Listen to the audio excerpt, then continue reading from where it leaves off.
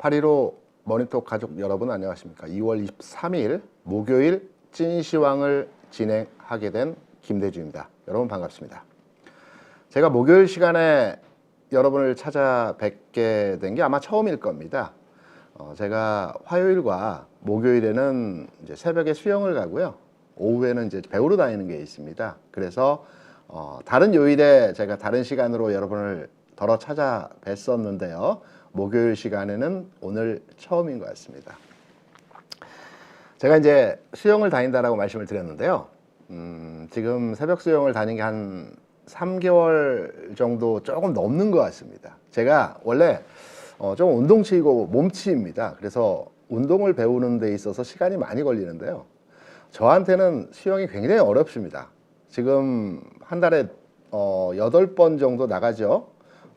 3개월 이상 했으니까 한 서너 번 정도 다닌 것 같습니다. 잘 안 빠집니다. 저는 한번 뭘 배우기 시작하면. 그런데 아직도 이 판 있죠? 판 잡고 이제 팔 이거 하고 있습니다. 그래서 수영 잘 하시는 분들 보면 되게 부럽습니다. 그리고 운동 중에서 제가 수영을 처음 지금 배워보지만 아주 좋은 것 같습니다. 특히 주식을 투자하고 일과 중에서 뭔가 정신적인 스트레스를 많이 받는 분들은 하나의 운동을 이제 가져가셔야 된다고 보는데요. 수영이 참 좋은 것 같습니다. 코치가 이런 말을 하더라고요. 얼마 전에 제가 이제 좀 느리게 발전하다 보니까 이제 코치가 하는 얘기가 수영 어렵지 않다. 구조 원리만 알게 되면 그 다음부터 쭉쭉쭉 늘어난다라고 하더라고요. 근데 그 구조와 원리를 알기 위해서 지금 몸으로 체득하기 위해서 지금 그 과정을 지나가고 있다라고 생각하는데요. 주식도 마찬가지인 것 같습니다. 제가 횟수로는 뭐 한 23년 정도 주시장에 지금 현재 이제 몸 담고 있습니다. 저도 이제 20몇 년을 해서 이제 주식시장에서 깨지지 않는 법을 배운 것 같습니다. 제가 주식 투자를 해서 수익을 뭐 많이 낸다, 수익을 꼭 낼 수 있다, 자신할 수 없습니다. 하지만 자신할 수 있는 것은 주식시장에서 절대 깨지지 않는다는 것, 이거 하나만큼은 자신할 수 있습니다. 제가 시장을 보는 관점이나 또 종목을 바라보는 형태의 상황들, 이 부분들을 제가 이 찐시황을 통해서 알고 있는 부분들을 여러분과 함께 공유하면서 시간을 진행하도록 하겠습니다. 여러분께서 필요하신 부분들은 습득하시고, 그리고 이 부분은 나와는 생각이 좀 다른 것 같아 라고 하시면 저희 8.15 머니톡에 많은 훌륭하신 전문가들 많이 계시지 않습니까? 또 다른 각도에서 시장을 바라보는 관점들이 많이 있을 겁니다. 그 부분에 대해서 과연 어떤 전문가가 객관적이고 논리적으로 시장을 설명하는지, 또 종목을 접근하는지를 판단해서 그 부분에 대해서 여러분 것으로 만들어 가시는 과정이 원리와 구조를 습득해 가시는 과정이 아닌가 이렇게 생각을 합니다. 그럼 오늘 시장의 분위기, 그리고 어제의 시장, 오늘 시장을 판단해 보기 위해서는 어제의 시장을 알아야 되기 때문에 어제의 시장과 오늘의 시장의 내용을 간단하게 짚어보도록 하겠습니다. 어제는 시장이 많이 빠졌죠. 시장이 빠진 이유로는 미국의 긴축 얘기가 있었습니다. 하지만 긴축의 이면에는 바이든 대통령이 우크라이나를 방문했죠. 그리고 올해 4월이나 5월쯤에 시진핑이 러시아를 방문한다고 합니다. 그래서 시장에서는 이제 러시아 우크라이나 전쟁이 좀 더 확전되는 거 아닌가? 라는 우려로 인해서 채권 시장과 환율 시장이 급변하는 상황에서의 모습이 진행됐습니다. 이러한 과정에서 전날 시장이 하락의 상황에 움직임이 진행이 되었고요. 오늘 장에서는 미국 시장은 그만하게 마감을 했습니다. 하지만 장 마감 이후에 엔비디아가 실적 발표를 했죠. 장 마감 시에는 대략 한 0.5% 상승으로 마감을 했고요.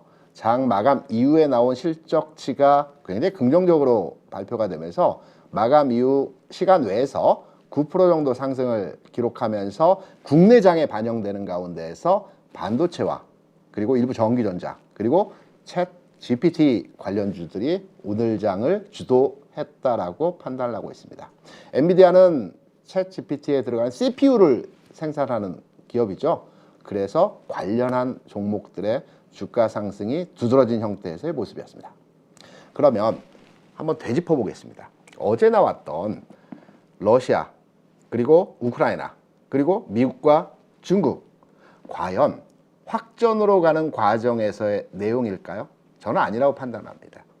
왜냐하면 우리가 흔하게 애들 싸움이 났을 때 부모 싸움으로 번지기도 하지만 결국 수습하고 화해하고 마무리하는 것은 이 부모가 전면에 나서서 화해를 시도할 때 이제 진정한 화해가 되는 과정이 나타나게 되죠. 그래서 바이든 대통령이 우크라이나를 방문했고요. 시진핑이 4월에 러시아를 방문하는 계기는 이제 1년여 동안 끌어왔던 전쟁에 대해서 이제 종전으로 가는 과정의 상황이 진행될 것이라는 측면으로의 시장 해석도 가능하다고 볼 수 있습니다.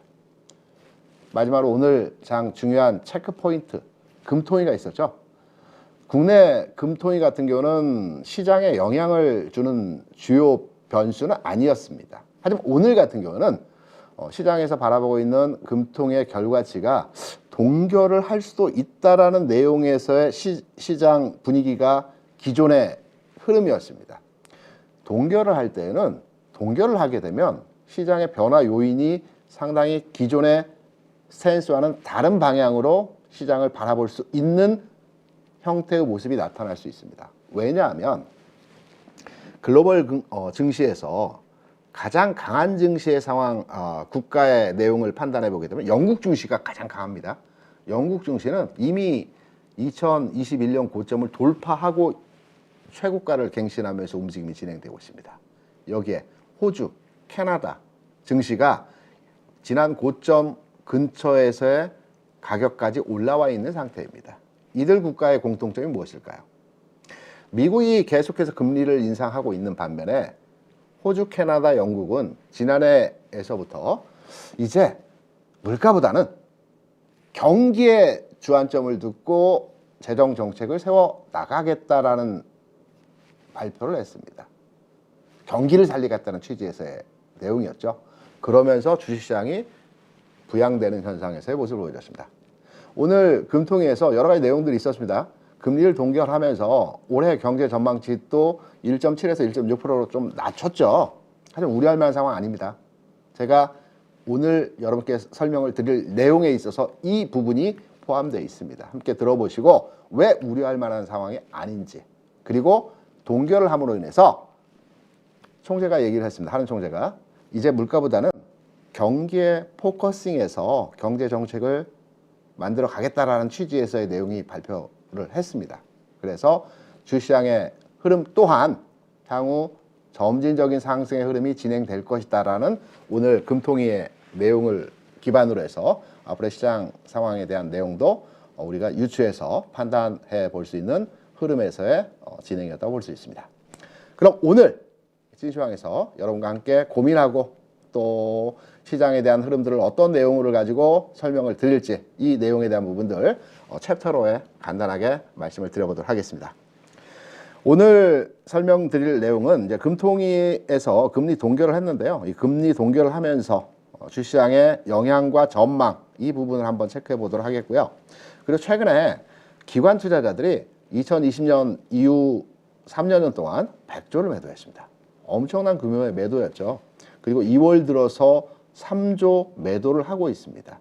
오늘 분위기가 좀 달라지는 형태에서의 모습이 나타났죠. 지난주까지만 하더라도 기관 투자자들 매수, 매도 번갈아 가면서 시장에서 대응하는 형태였습니다. 하지만 지난주에 기관 투자자들의 시장 대응은 실제로 시장에 대한 매수를 위한 진입이 아니었고요.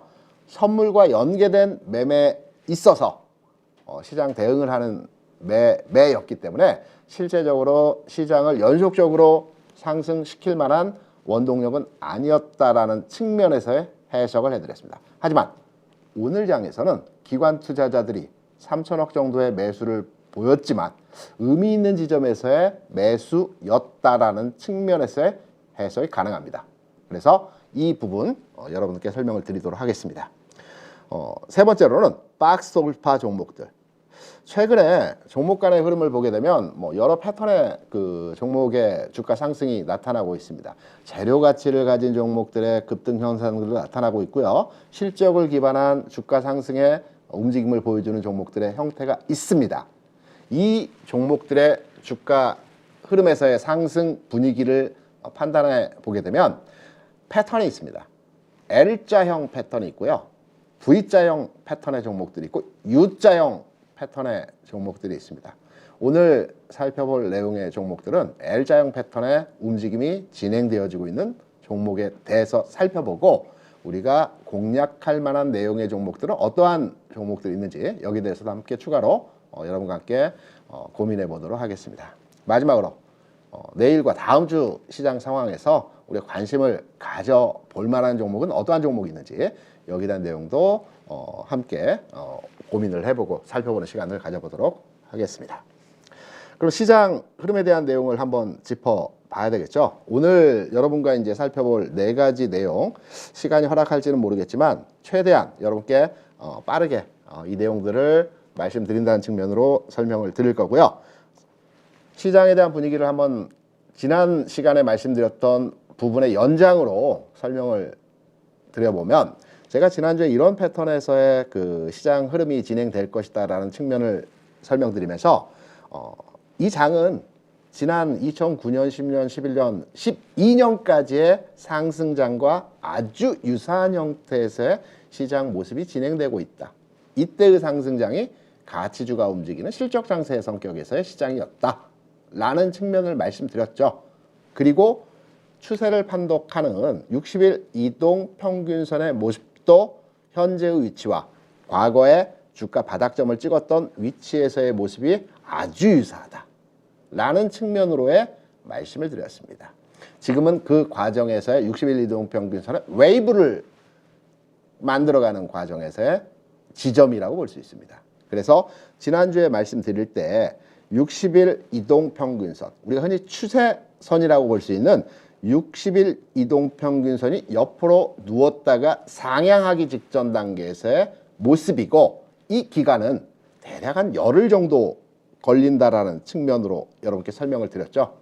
10일 정도 기간의 차를 두고 기간 조정 과정이 거치게 되면 주가의 흐름이 반전되는 시기가 될 것이다. 그래서 대략 지난 그 설명을 드린 이후에 이제 9일이 경과했고요. 이제 어느 정도의 그 기간 조정 마무리 국면 상황 하에서의 가격 진행이 나타나고 있습니다. 지난 시간에 말씀드릴 때 60일 전 주가가 위치한 지점이 여기였습니다. 여기죠. 그리고 오늘 기준으로 해서 60일 전 주가의 위치는 여기입니다. 2, 3일 정도 주가 올라가겠지만 이후에 가격은 쭉 내려가죠. 그러면 제가 이동평균선의 웨이브 움직임을 예측하는 방법에 있어서의 내용은 이전 시간에 설명을 드렸기 때문에 추가로 말씀드리지 않고요. 앞으로의 60일 이동평균선의 흐름 자체에서의 상황은 주가가 버티기만 하더라도 2, 3일의 기간차를 두고 시간만 지나가게 된다면 60일 이동평균선은 상향화 되어진다는 측면으로 해석이 가능합니다. 그리고 주가가 더 올라가게 되면 이동평균선은 더 급격한 기울기를 가지고 상향화 되어질 수 있겠죠. 우리 흔히 주식 투자할 때 이동평균선 주가를 막 밀고 올라가는 경우들이 있습니다. 근처에 오면 튕겨 올라오고 근처에 오면 튕겨 올라오고 이런 형태의 모습이 앞으로 진행될 것이라는 측면으로 해석이 가능하고요. 그리고 짧게 시장의 흐름을 다시 한번 또 짚어드리면 지금의 장은 상승 N자형 모습의 시장입니다. 모든 주가는 상승 N자형 또는 하락 N자형을 만들어가면서 가격이 진행됩니다. 이 부분 하나만 알고 계시더라도 주식 투자를 하심에 있어서 상당히 유용하게 활용할 수 있는 부분입니다. 어떠한 부분일까요? 아시는 분들도 많이 계시지만 적용하고 활용해서 이용하지 못하시는 분들이 많기 때문에 이 부분에 대한 내용들 깊이 있게 한번 여러분께 설명을 드려보도록 하겠습니다. 상승 N자형 어떠한 형태이냐? 주가가 올라갈 때는 항상 일정 패턴을 가지고 주가가 움직이게 됩니다. 그 패턴은 일반적으로 상승 N자형이라고 합니다. 상승 N자형인데 대략적으로 이렇게 상승 N자를 그려서 간다. 이 부분보다는 원칙이 있습니다. 이 원칙에서의 가장 중요한 지점은 지난 상승에서의 고점을 이번 조정에서 이 고점의 가격을 깨지 않는다는 겁니다. 이게 절대 원칙입니다. 이게 깨어질 때는 추세가 바뀐다라고 우리가 해석을 하는 것입니다. 그래서 주가가 움직일 때 통상적으로 지난 상승의 고점을 이번 조정에서 깨지 않는 지점에서의 저점이 만들어지고 상승할 때 상승 추세에 있다라고 우리가 얘기를 합니다.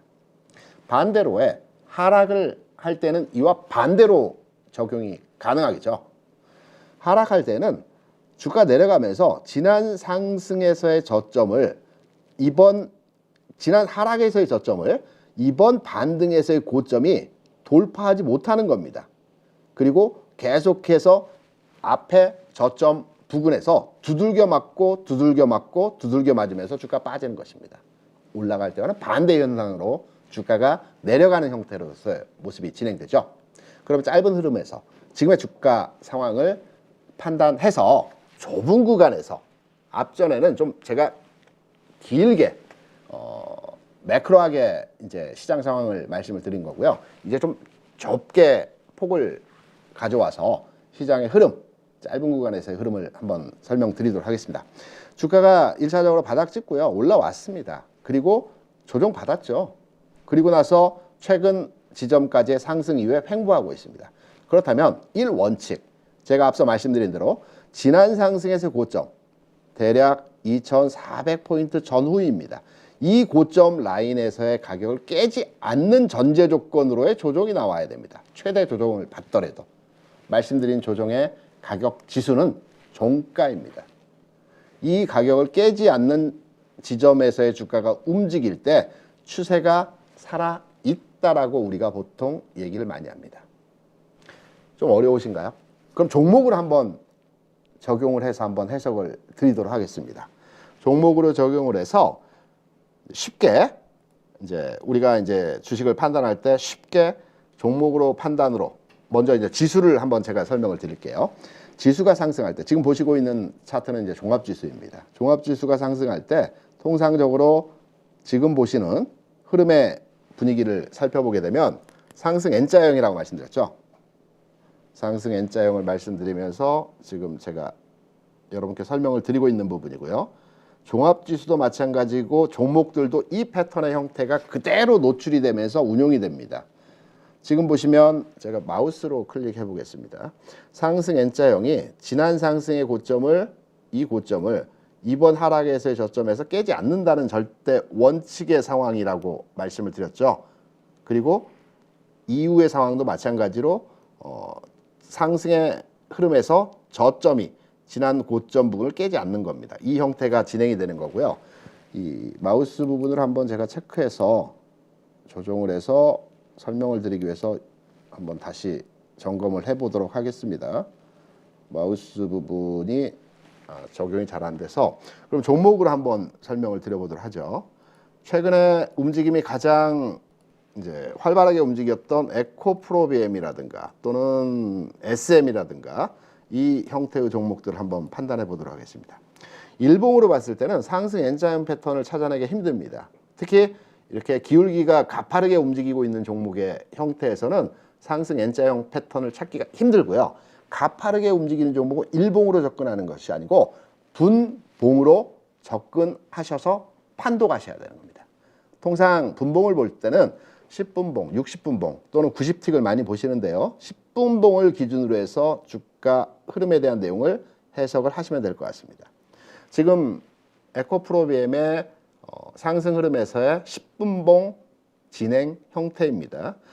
바닥권에서 출발한 주가가 화면에서 보시면 1차적으로 상승 이후에 조정받고요.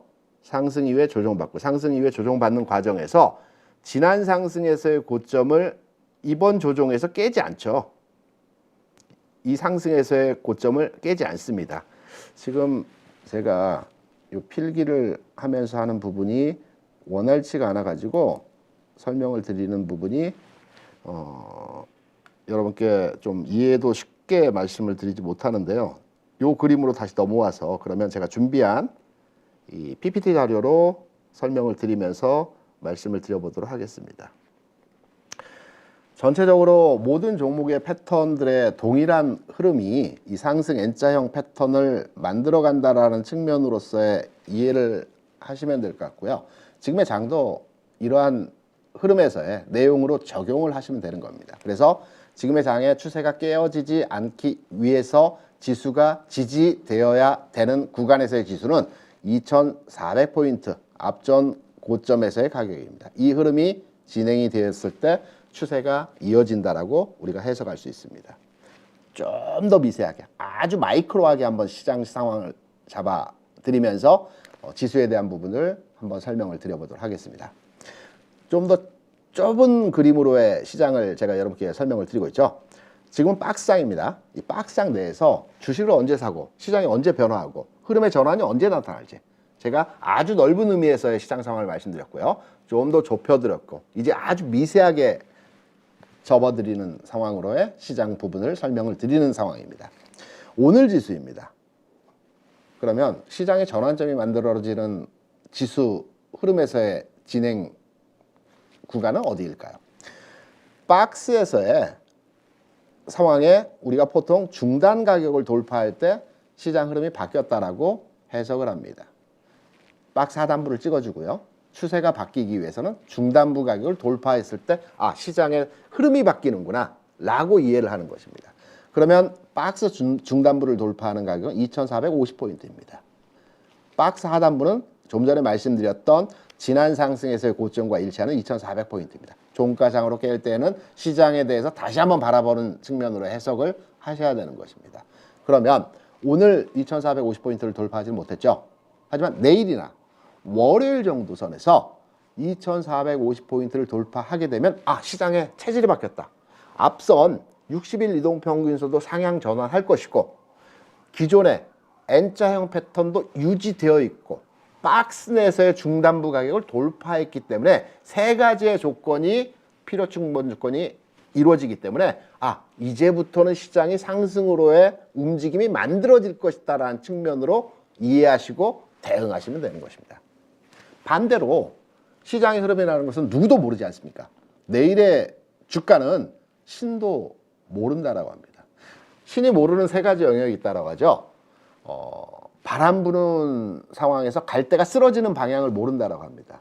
그건 왜 모를까요? 갈대 같은 경우는 바람이 한쪽 방향에서 불게 되면 각각의 잎사귀가 다 다르게 햇볕을 보고 잎사귀가 나는 것이 아니고 각각의 방향을 다 다르게 잎사귀가 생긴다라고 합니다. 그래서 바람이 한 방향에서 불더라도 그 잎사귀의 바람에 맞는 방향들이 다 다르기 때문에 하나에 갈 때는 이쪽으로 넘어지고 하나에 갈 때는 이쪽으로 넘어지는 경우들이 있다라고 합니다. 그래서 바람 불 때 갈대가 쓰러지는 방향을 절대 신도 모르는 영역이라고 하고요. 두 번째는 우리가 연애할 때 상대방 이성에 대한 마음을 전혀 모른다고 합니다. 그런데 제가 결혼하고 나니까 제 처는 제가 숨쉬는 거 빼고는 다 알더라고요. 그리고 모든 걸 다 지켜본다라고 합니다. 너무 잘 아는 것 같습니다. 세 번째는 주가의 방향을 신도 모른다라고 합니다. 그렇듯이 주가의 방향 자체가 너무너무 어려운데요. 우리가 앞서 말씀드린 대로 논리적이고 객관적으로 시장을 판단해서 앞으로 시장을 유추해서 판단할 때 과거 주가의 흐름을 가져와서 매칭시켜서 해석을 한다라는 말씀을 드렸었죠. 그래서 지금의 장을 판단할 때에도 내일의 주가는 모르지만 혹여 시장의 분위기와 시장의 상황이 하락으로의 전환될 가능성이 있다라는 측면으로 해석이 될 지점은 2400포인트를 종가상으로 깰 때 이때는 이 시장이 내가 생각한 방향과는 다른 방향의 각도로 움직일 수 있겠구나 라고 해서 여기에 대한 대응을 해야 되는 구간이라고 설명드릴 수 있습니다. 두 번째로의 여러분께 설명드린 부분이죠. 최근 3개년 동안 기관 투자자들이 시장에서 100조 가까운 매도를 했습니다. 지난 2020년도에는 기관 투자자들 중심으로 해서 특히 연기금을 중심으로 해서 그 17.5% 기관이 보유하고자 하는 이제 한도가 있습니다. 이 한도치를 넘었기 때문에 플러스 알파에서 유예분까지 한도가 찼기 때문에 주식을 팔 수밖에 없었죠. 주가가 올라가서 절대 가격이 올라왔기 때문에 한도가 늘어나 버린 겁니다. 하지만 최근 상황에서 주가 하락을 했죠. 그리고 또 지난 3년 동안 100조 가까운 주식을 매도하는 가운데서 기관의 보유 포지션이 이제 바닥을 드러냈습니다. 기관은 살 수밖에 없습니다. 다만 기관이 사는 시점이죠. 잔고가 바닥났다라고 해서 무조건적으로 기관이 사는 것이 아니고요. 기관 투자자들 같은 경우는 환율에 연동되어져서 시장을 대응한다라는 말씀을 드렸었죠. 왜? 기관 투자자들이 해외에 나가 있는 자산의 규모가 국내에 들어와 있는 자산의 규모와 거의 비등하기 때문에 이 자산 포트폴리오 관점의 측면에서 해외 자산이 올라가게 되면 좀 더 해외 자산의 물량을 실어주는 자금을 더 투여하는 방향으로 진행을 하는 것이고요. 국내 자산의 가격이 올라가게 되면 해외 자산을 팔아서 국내 자산을 더 투여하게 되는 겁니다. 기관의 원칙은 고점 매수, 저점 매도라는 말씀드렸죠. 항상 확인된 과정에 대한 투자를 집행하게 되는 것입니다. 그래서 최근 환율 상황 하에서 2월 초부터 기관 투자자들 매도를 점증시켰고요.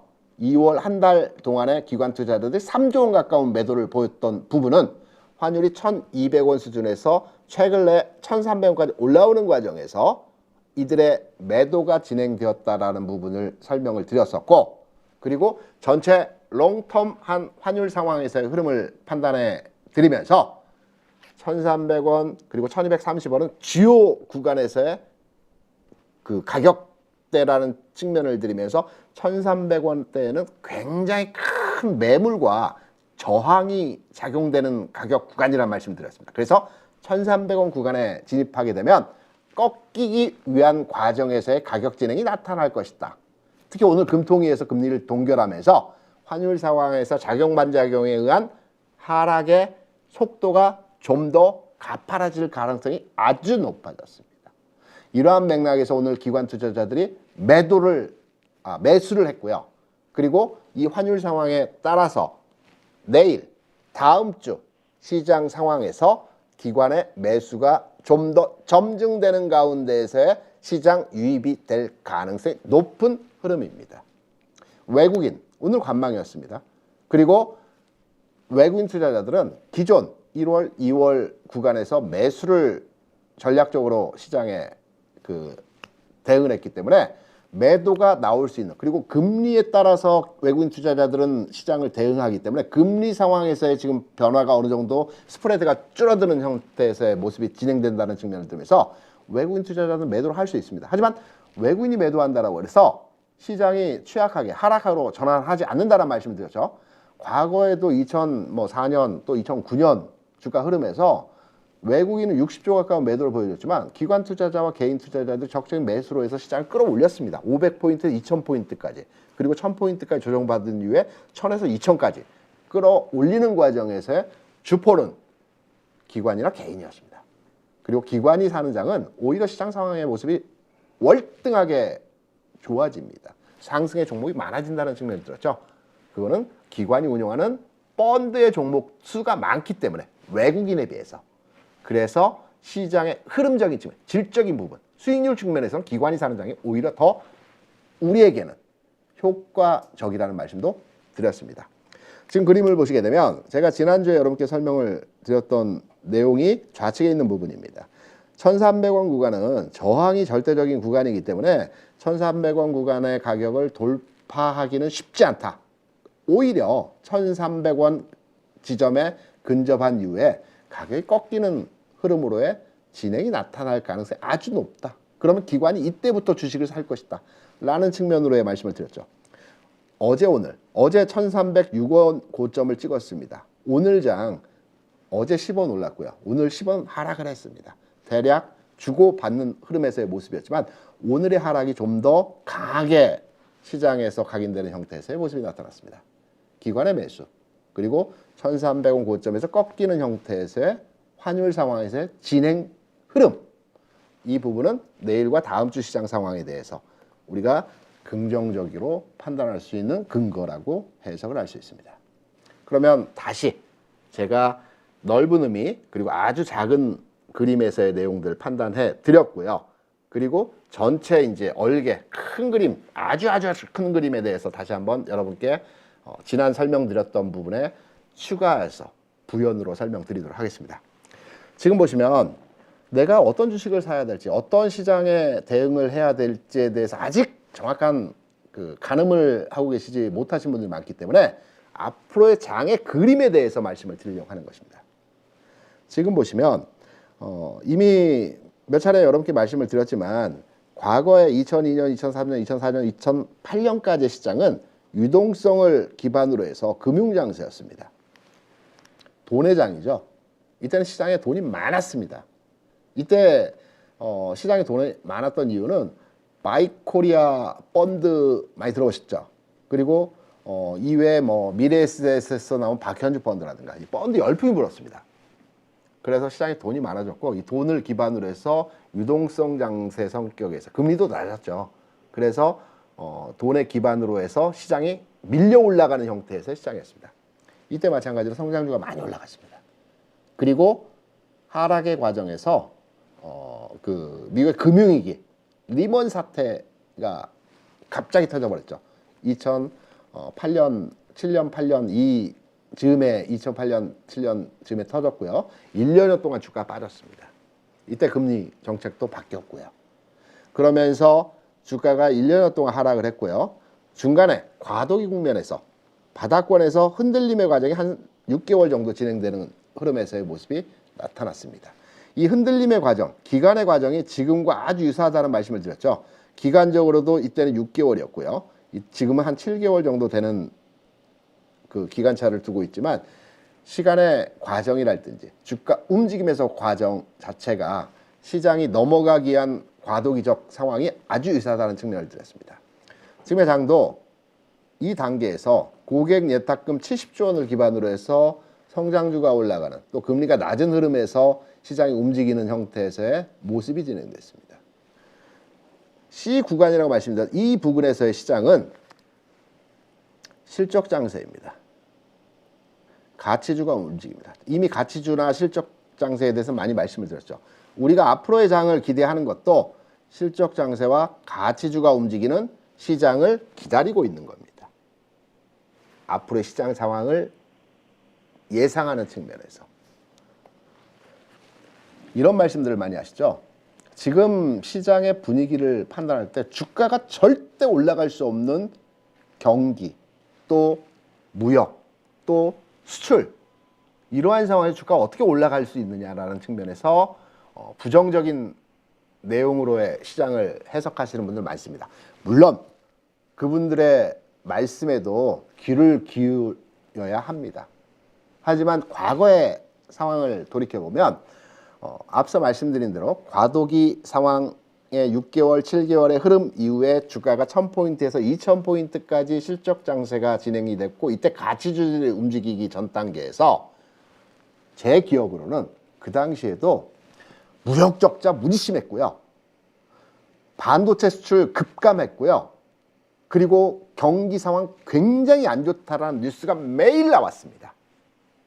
매일 나왔습니다.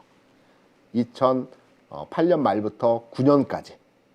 그리고 주가가 올라가니까 그때서야 긍정적인 장밋빛 전망치들의 뉴스가 많이 나왔습니다. 뉴스자를 한번 보시게 되면 얼마 전에 나온 기사들입니다. 양극단의 뉴스이거든요. 최근에 이제 무역 적자가 한 11개월, 12개월 연속해서 무역 적자가 진행이 되고 있습니다. 수출도 반도체 중심으로 해서 한 44% 감소하는 현상에서의 모습이 나타나고 있습니다. 지난 2009년도에도 거의 비슷했습니다. 반도체 수출 급감했고요. 무역 수출 적자가 계속 연속해서 누적됐습니다. 여기 보시면 뉴스에 1월에 나온 뉴스입니다. 14년 만에 무역 적자. 그러면 14년 기간 동안은 적자를 보지 않았다라는 내용이죠. 그러면 올해 기준으로 14년 전으로 가면 언제일까요? 대략 한 2008, 9년 되겠죠. 한 9년 정도, 2009년 정도 될 것 같습니다. 2009년 앞서 말씀드린 주가의 상황은 어땠습니까? 주가 바닥치고 막 올라갈 때였습니다. 이미 시장에 반영된 상태였죠. 지금 뉴스 나오는 것들 보면 무역수 적자 심각하다는 측면으로 내용의 기사들이 많이 나오고 있죠. 반도체 수출도 마찬가지입니다. 우리가 무역수지 적자는 이렇게 해석을 하시면 될 겁니다. 최근에 원자재 가격이 급등하고요. 환율 상황이 지난해까지만 하더라도 9월, 10월까지 1444원까지 환율이 올라가는 상태였었죠. 우리나라 어떤 나라입니까? 중간무역을 합니다. 원자재를 수입을 해서 이걸 가공해서 수출하는 나라입니다. 그러면 지난해 환율이 막 올라갈 때 1,300원, 1,400원 올라갈 때 원자재를 수입을 했겠죠. 그걸 가공합니다. 뭐 3개월, 짧게는 5, 6개월 가공을 해서 수출을 할 때입니다. 지금 지난 최고점에 원자재를 가져와서 지금 물건을 만들어서 지금 판매를 합니다. 환율 상황에서는 1,400원의 원자재를 사서 지금 1,200원대 또는 1,300원대 물건을 팔 수밖에 없습니다. 무역수지 적자입니다. 그렇다고 이 무역수지 적자가 계속해서 움직이냐? 환율의 상황은 항상 변화합니다. 그래서 일정 구간에서는 환율에서의 무역수지 적자가 나타나고요. 일정 흐름에서는 환율 상황에서의 무역수지 흑자가 진행됩니다. 지난 14년 동안 무역수지 측면에서 흑자가 계속 이루어졌던 것은 환율 시장에서의 움직임이 그렇게 진폭이 크지 않았기 때문입니다. 지난 2008년, 9년, 10년에서도 환율 시장의 움직임이 굉장히 가팔랐죠. 1,600원까지 올라갔다가 1,000원까지 내려왔습니다. 이 과정에서 무역수지 적자가 발생을 한 것이고요. 최근에서의 상황도 금리 인상과 미국의 긴축에 의해서 환율이 1,400원까지 올라갔다가 지금 1,300원, 1,200원까지 내려간 상태에서 1,400원까지, 300원까지 리바운딩이 나왔습니다. 이전에는 1,200원대였습니다. 이 상황이 진행되고 있는 겁니다. 수지가 적자여서 앞으로도 계속 적자이다. 아닙니다. 이게 바뀝니다. 계속 순환합니다. 이러한 구조에서의 무역수지 적자를 이해하시면 될 것 같고요. 반도체가 44% 감소하고 반도체 수출이 급감했기 때문에 우리나라 경제 상황이 엄청나게 안 좋을 것이다. 반도체는 주기산업, 사이클 산업입니다. 2년, 2년 반 주기로 해서 산업이 좋아졌다가 위축됐다가 좋아졌다가 위축됐다가. 왜?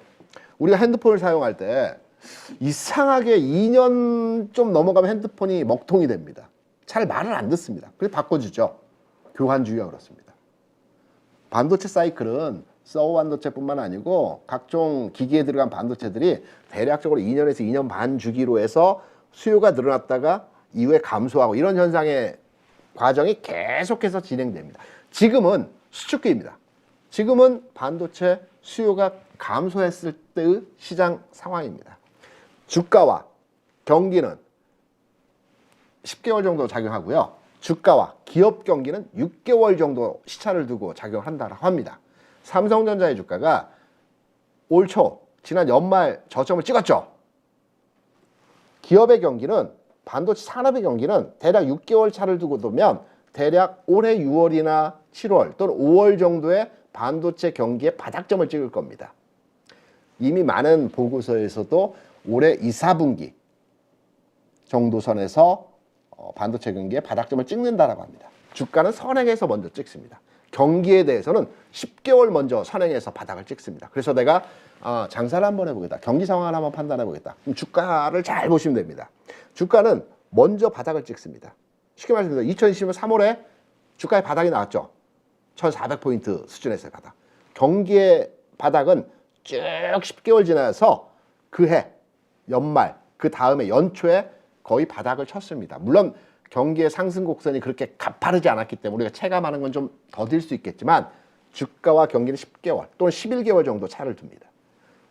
주가와 기업의 업황은 6개월 정도 시차를 둡니다. 그래서 반도체 경기가 올 6월 정도에 바닥을 친다는 것은 주가는 먼저 바닥을 쳤다는 겁니다. 먼저 움직인다는 겁니다. 주가는 미래 가치에 대한 현재 가격이죠. 미래 가치에 대한 현재 가격입니다. 먼저 움직이는 겁니다. 그래서 우려하고 있는 무역수 적자라든가 반도체 수출이라든가 그리고 오늘 한은 총재가 얘기했지만 그 경제 성장률 얘기했죠. 1.7% 경제 성장률 예상했지만 1.6%로 하향 조정하겠다. 이거는 경기가 좋아지고 수지가 좋아지면 다시 예상치로 올라갑니다. 계속 그래 왔습니다. 크게 걱정할 부분은 아닙니다.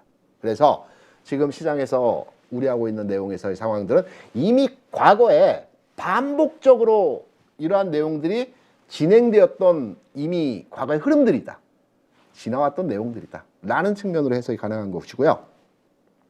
이제 상품으로 한번 펀드멘탈하게 한번 접근을 해보겠습니다. 과거의 주가 상황과 지금의 주가 상황을 대비해 올 때 앞서 제가 가치주가 움직이는 실적 장세가 온다라고 했죠. 이 실적 장세가 오는 과정에서 환율 상황에서의 움직임은 어떻게 변화했는지.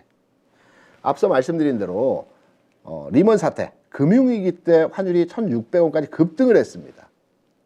그러고 나서 두 번째 상승 곡선을 만들어가는 과정에서의 환율 상황은 비교적 안정화된 가격에서의 흐름이 진행되었죠. 지금의 환율도 마찬가지로의 앞으로의 전망이 가능합니다. 1,444원 고점이었고요. 최근의 저점은 1,200원 저점이었습니다. 그리고 1,300원 저항 구간에 딱 돌입을 했습니다. 안정화되겠죠. 1,200원 전후로 해서 안정화되는 형태의 모습이 나타날 겁니다. 왜?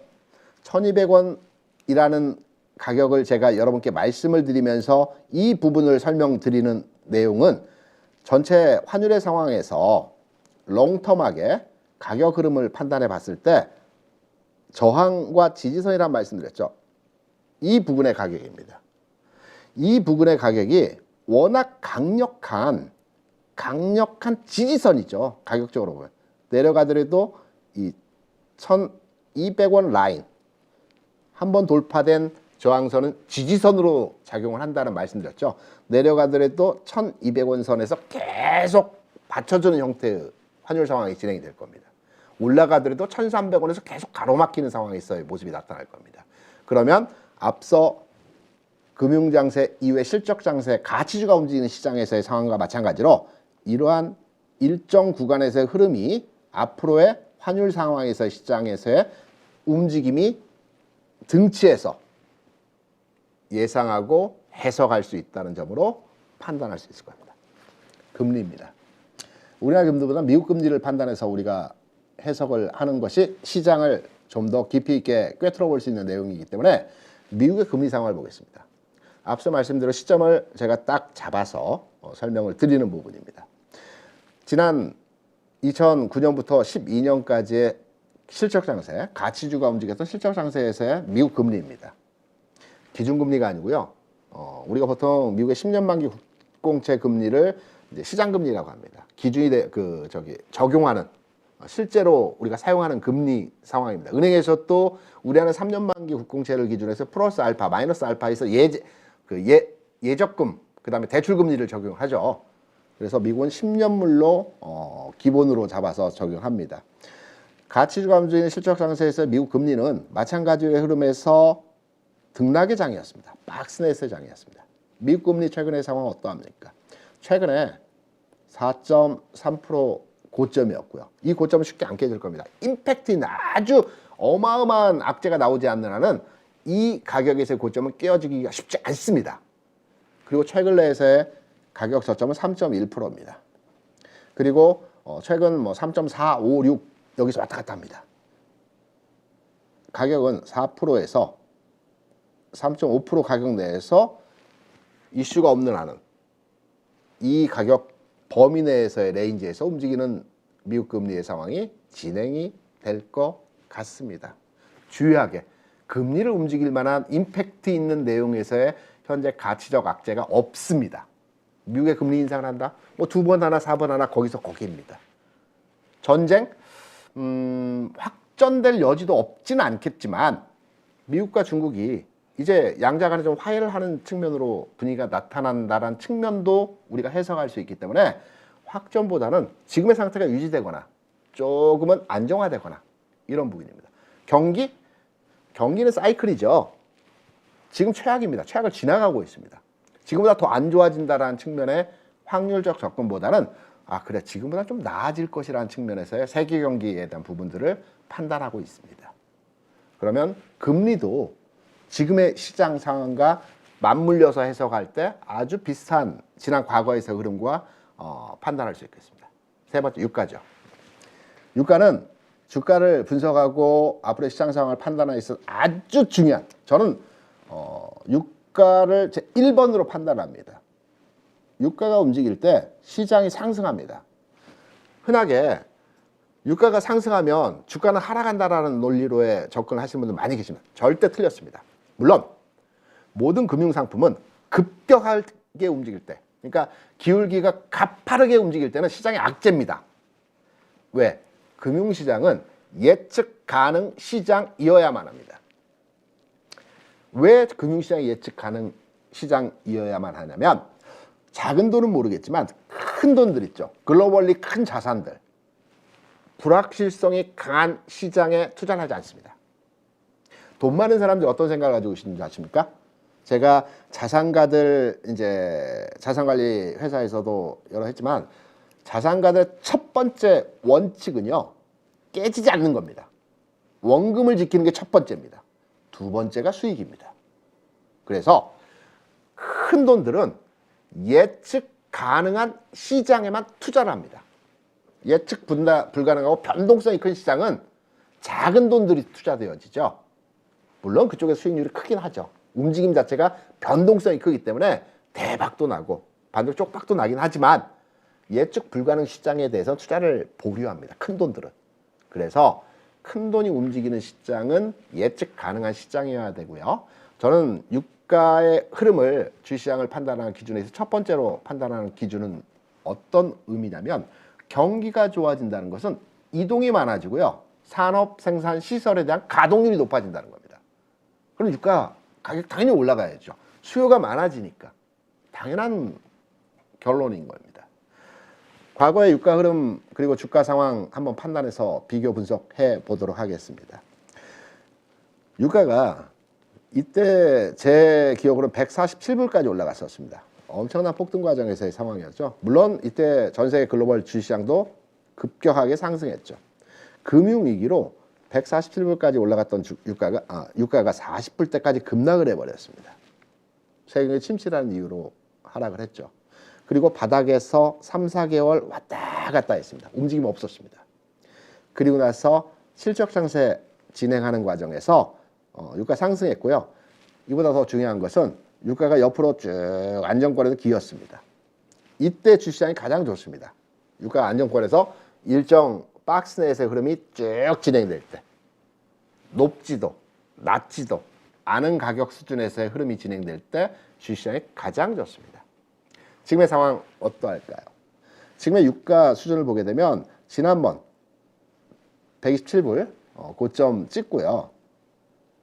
지금 70불 저점으로 해서 바닥점을 찍어가고 있는 과정에서 흐름이 계속 반복적으로 진행되고 있죠.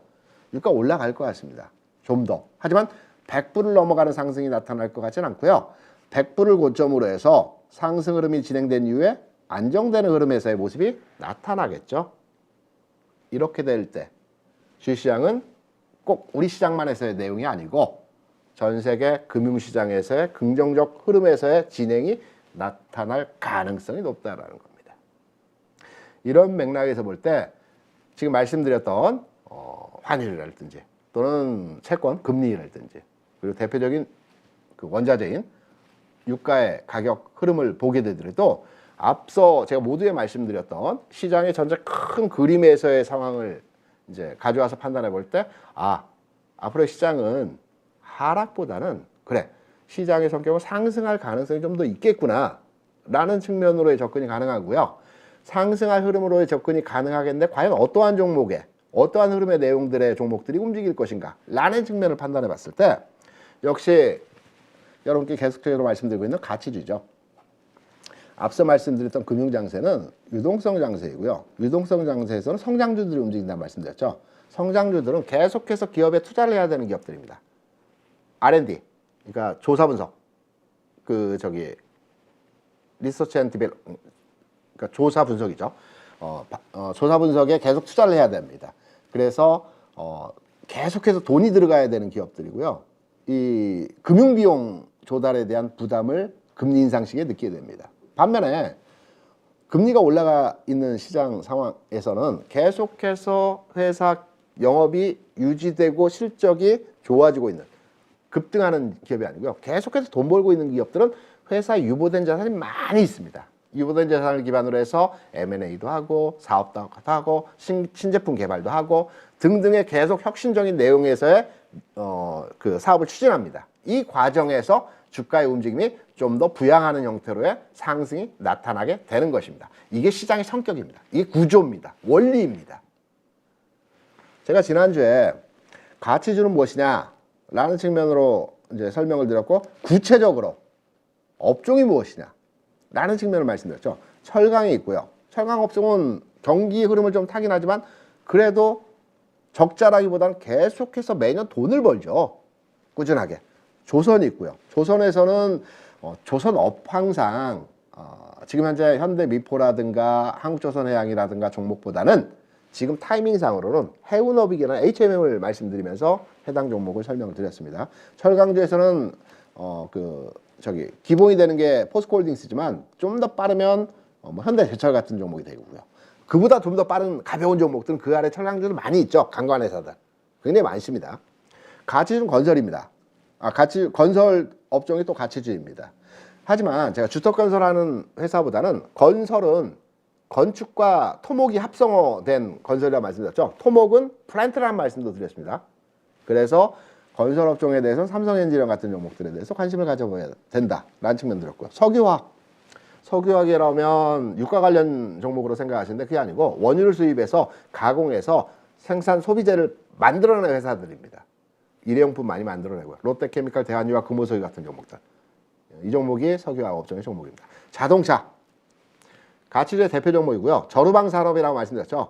전방 산업은 최종 소비자의 물건이 도달되는 산업을 전방 산업이고, 후방 산업은 그 전방 산업에 물건을 대주는. 그러니까 철강업체가 강판을 만들어서 자동차 회사에 대주겠죠. 철강업체가 물건을 만들어서 건설업체에 대주겠죠. 철강회사 물건을 조선업체에 대주겠죠. 이게 이제 저루방 산업에 대한 구분입니다. 유통은 계속해서 돈을 벌죠. 경기가 안 좋으면 좀 버는 게 줄어들 수 있습니다.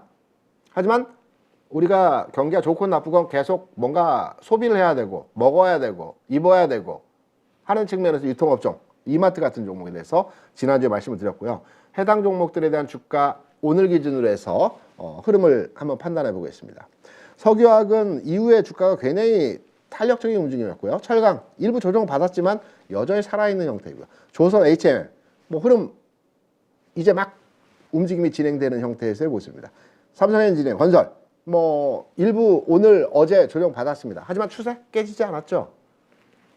자동차 오늘 굉장히 탄력적인 움직임에서의 모습이 만들어졌죠. 다시 추세 복귀 흐름 나타났고요. 유통, 이마트 대표 종목으로 해서 살아있고 움직임 자체가 진행되고 있는 형태에서의 모습입니다. 한 발 더 들어가겠습니다. 우리 업종을 봤죠. 종목을 봐야 되지 않습니까?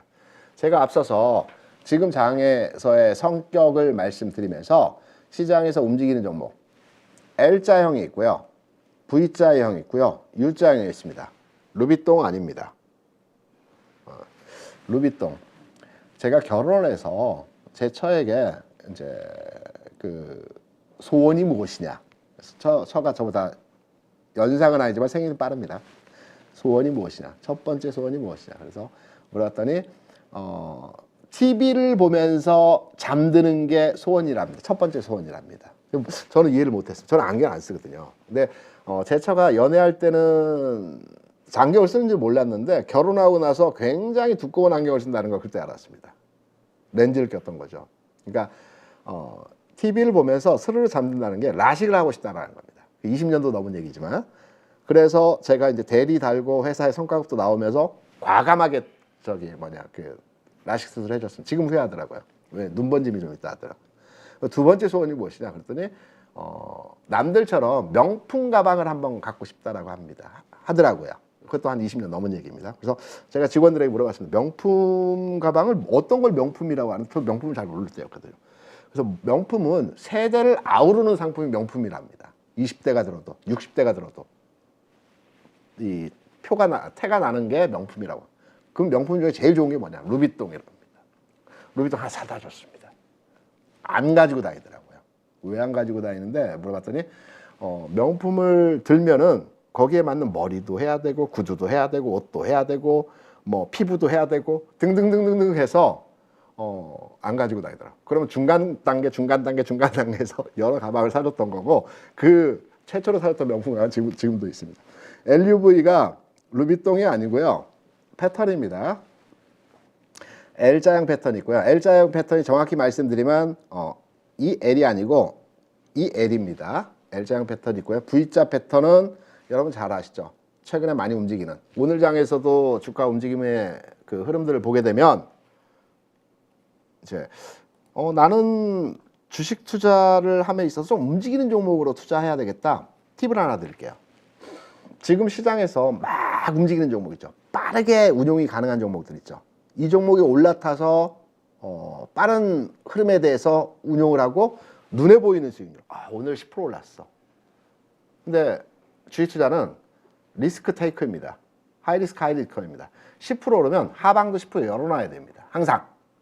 저는 과거에는 그 변동성 매매에 대한 그 굉장히 대응이 빨랐는데 이제 나이가 조금 들수록 변동성 매매보다는 안전이라고 볼 수는 없겠지만 좀 호흡을 좀 길게 하는 매매가 굉장히 저하고 잘 맞더라고요.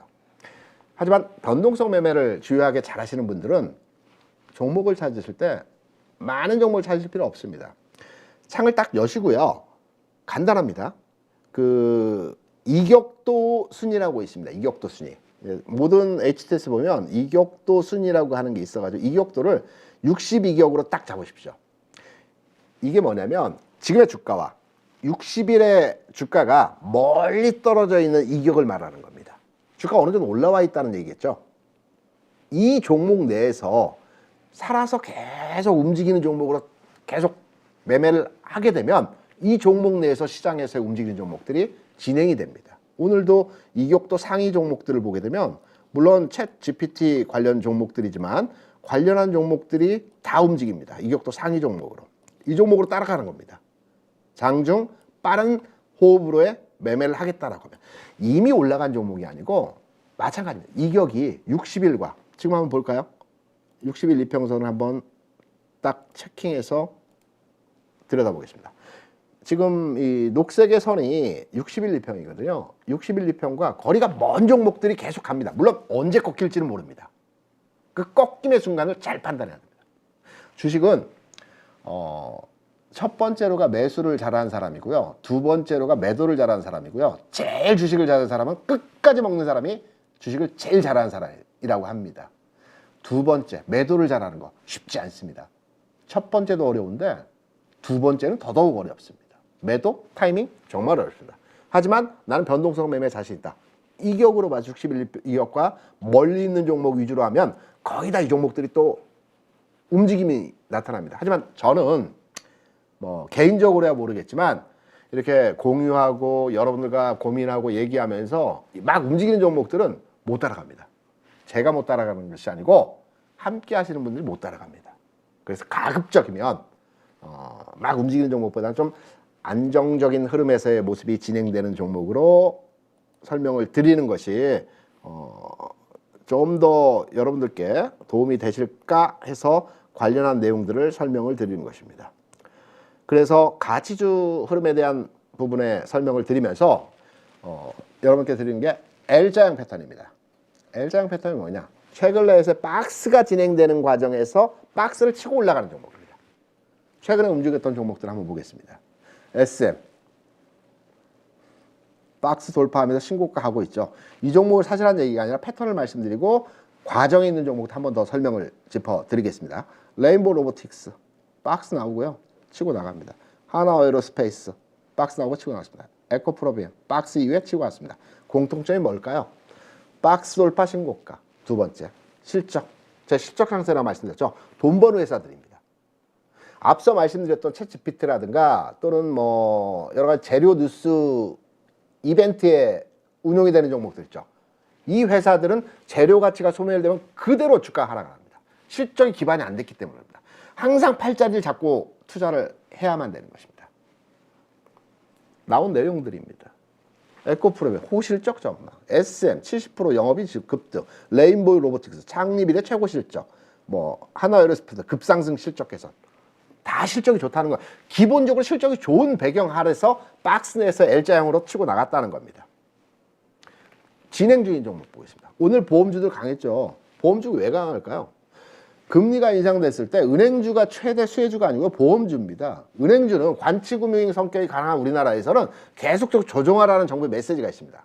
하지만 보험주는 어떠하냐면요. 우리가 보험을 들게 되면 물론 손보와 하보가 있긴 하지만 보험을 들게 되면 통상적으로 우리가 뭐 안보험도 많이 들고 자동차 보험도 많이 들지만 통상적으로 손해율이라고 하죠. 그리고 또는 우리 연금저축 많이 듭니다. 보험회사에서. 그러면 돈을 고객으로부터 받아서 일정 금액을 지급을 해야 됩니다.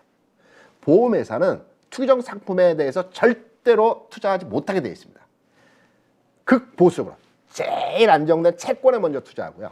그리고 나머지 부분은 부동산이나 주식이나 뭐 이런 일부분에 조금씩 떼서 투자를 하게 됩니다. 금리에 굉장히 민감합니다. 보험주들이 한 2, 3년 전만 해도 엄청나게 주가 빠졌습니다. 어마어마하게 빠졌습니다. 반토막 수준이 아니고요. 10분의 1토막 이렇게 빠졌습니다. 왜 빠졌을까요? 금리 때문입니다.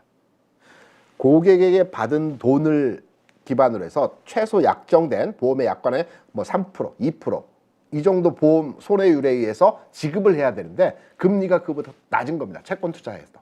지금 금리가 올라왔죠. 그래서 보험의 손해율보다도 금리가 높은 겁니다. 그래서 이 마진이 높아졌기 때문에 보험주들이 올라가는 거죠. 그래서 금리 상승 시기에 가장 수혜 업종은 보험주입니다. 가치주이기도 하죠. 은행주의도. 근데 좀 무거운 측면이 있어서 선호하지는 않지만 패턴을 보게 되면 DB손해보험, 박스에서의 실적 기반으로 돌파하는 형태이죠. 삼성엔지는 오늘 조정받았습니다. 하지만 박스 내에서의 흐름이 진행되는 가운데 돌파의 모습이 진행되는 과정의 측면에서 있습니다. 대주전자재료, 이 종목도 마찬가지죠. 이건 패턴이 좀 다릅니다. L자형이 하되 앞에 고점이 현재 나와 있죠. 그러면 이 앞에 고점을 바로의 돌파는 힘듭니다. 한 단계 레벨업 돼서 여기서 또 한번 박스가 나오고 돌파하겠죠. 이 과정에서의 흐름이 나타날 수 있는 종목. 포스코 인터내셔널, 긴 흐름에서 박스입니다. 돌파 흐름 가능성 있어 보이는 형태로의 진행이 됩니다. 이런 종목에 대해서 투자를 호흡이 좀 길게 멀리 가기 위해서 빨리 가는 게 아니고 이런 측면에서의 종목으로 접근이 가능하고요. 이번 주 주간 그리고 다음 주 주간에서 한번 관심을 가져볼 만한 종목은 앞서도 말씀드린 HM에 한번 우리가 눈여겨볼 만한 흐름에 있는 종목입니다. HMM은 과거 현대상선이었죠. 우리나라의 그 선사 중에서 글로벌리 그 5대 선사에 들어가는 선사가 한진해운이었습니다. 굉장히 글로벌리 큰 회사였거든요. 근데 이제 다 아시겠지만 그 2008년 9년 이때 전 세계적으로 물동량이 굉장히 증가하면서 BDI라고 운임지수라고 하는 것이 있습니다. 운임회사는 회사가 보유한 배가 많지가 않습니다. 없을 수도 있습니다. 그 배를 예매를 한다고 하죠. 예매를 합니다. 너 내년도 3월에서 6월까지 이 배를 미리 이제 선도 계약을 합니다. 미리 계약을 합니다. 근데 물동량이 계속 많아지고 가격이 계속 올라가면 높은 가격에 계속 그 선도 계약을 할 수밖에 없는 거죠. 과거에 2008년, 2009년, 2010년 이때 세계 경기가 좋아지면서 BDI 지수가 11,000, 12,000, 지금 500입니다. 이 가격까지 막 올라갔습니다. 더 좋아질 줄 알았습니다. 그래서 이때 한진해운, 현대상선이 물건이 없어서 막 잡아야 되는 겁니다. 가격 상관없이. 그런데 금융위기가 빵 터져버렸습니다. 세계 경기가 확 위축돼 버렸습니다. 높게 잡은 가격에 대해서 낮은 가격으로 물건을 팔아야 될 수밖에 역마진이 발생하는 겁니다. 그것도 어마어마한 역마진이. 그래서 회사가 채권단에 넘어가게 됐죠. 그래서 국적 그 글로벌리 그 선사 중에 하나였던 한진해운은 지금 없어져 버렸고요. 현대상선은 현대 머천다이저먼트 마린일 겁니다. HMM일 겁니다. HMM으로 이제 채권단에 넘어가죠. 그래서 현대상선의 주가 흐름을 보게 되더라도 지금 그림에서 보시는 것 같이 운임지수의 월봉입니다. 흐름의 모습과 현대 HMM, 현대상선이 입에 붙어가지고 HMM 주가 흐름과 유사합니다. 30만 원 넘어갔던 종목입니다. 이런 흐름이죠. 채권단에 넘어가서 최근에 실적 좋아진다라고 얘기가 나오고 있죠. 매각 얘기도 있고요. 매각 이슈도 있고 또 채권단의 물량 부담도 있습니다. 호황제가 지금 연동되어져 있는 상황인데요. 저는 이 종목에 대한 주가 흐름을 판단할 때 L자형은 아닙니다.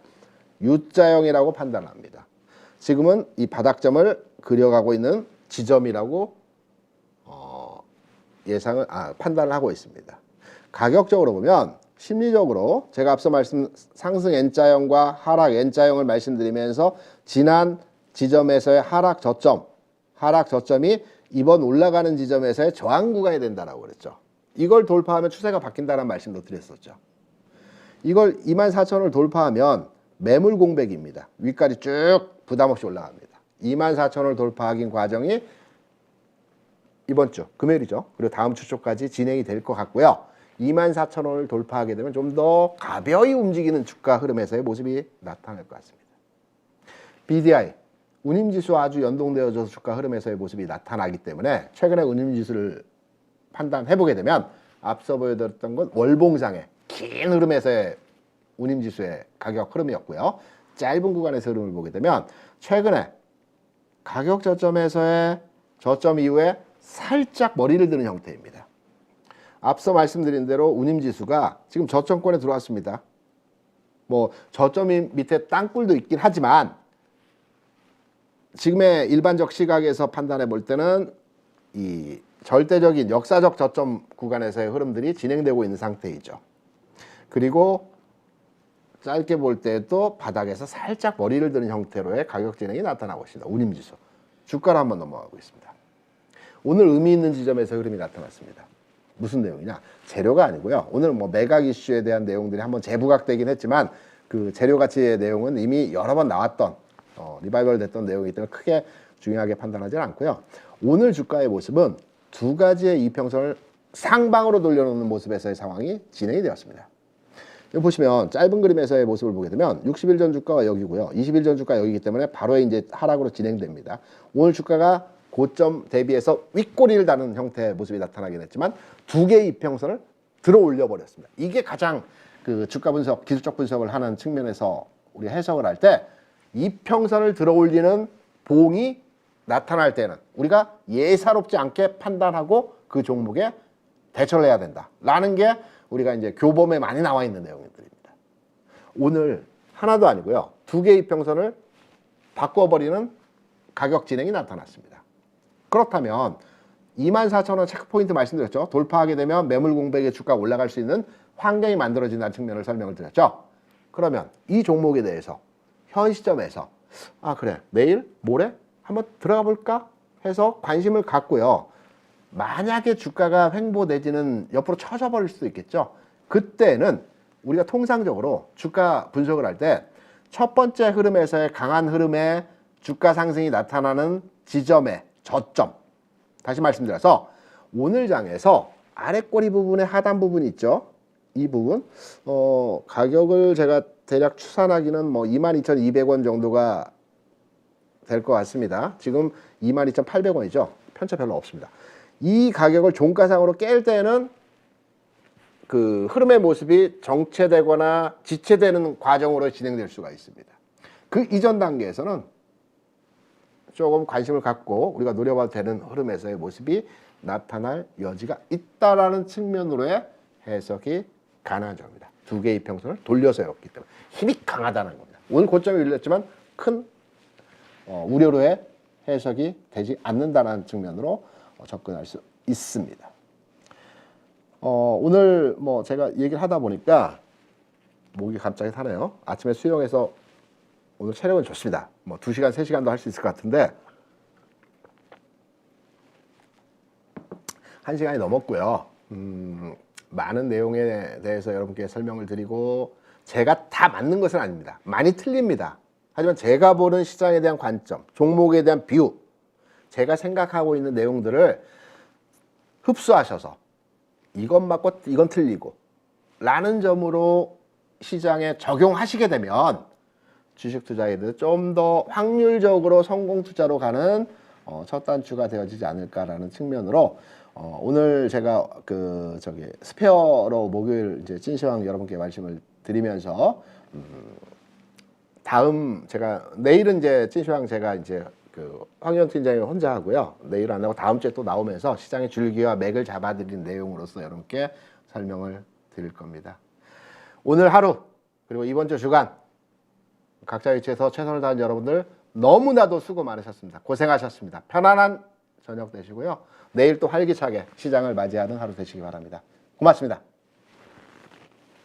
대입장의 그 20년 노하우를 가르치는데 제가 이제 그 회원들 밴드를 운영합니다.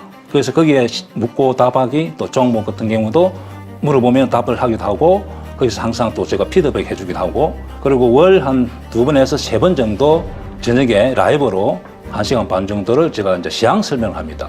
현재 시향에 따라서 어떤 작전으로 해야 된다든지 행례는 강당 기법을 해야 된다든지 신공과 기법을 해야 된다든지 아니면 공매도 기법을 해야 된다든지 이렇게 제가 거기에 맞게 시향에 맞게 제가 작전을 이렇게 같이 의논하고 4가지 기법만 잘 활용하면은 이제 수익이 지금 많이 나고 있습니다. 그리고 현재는 강당 기법, 신고가 기법이 유리하고 앞으로 거기에서 수익 날 가능성이 많습니다. 어떤 분들은 성률 한 80% 정도까지 벤처마켓 하니까 수익이 나니까 신기하다. 그러고 주식하는 재미가 있다고 이제 그렇게 반응이 많이 나타나고 있습니다. 소행주나 테마주들은 한두 번 수익 낼 수 있지만은 꾸준하게 수익 모델을 만들 수가 없습니다. 그러나 우량주를 매매하면서 수익 모델을 만든다면은 자기 홀로 서기가 가능한 거죠. 그래서 우량주 위주로 매매를 해야 된다고 저는 생각하고 있습니다. 그냥 시향에 따라서 적절하게 이제 할 수 있도록 제가 교육을 시키고 홀로 설 수 있도록 하는 것이 제 교육의 목표입니다. 하여튼 열심히 해서 개인 투자자들이 돈을 벌 수 있도록 제가 노력하겠습니다.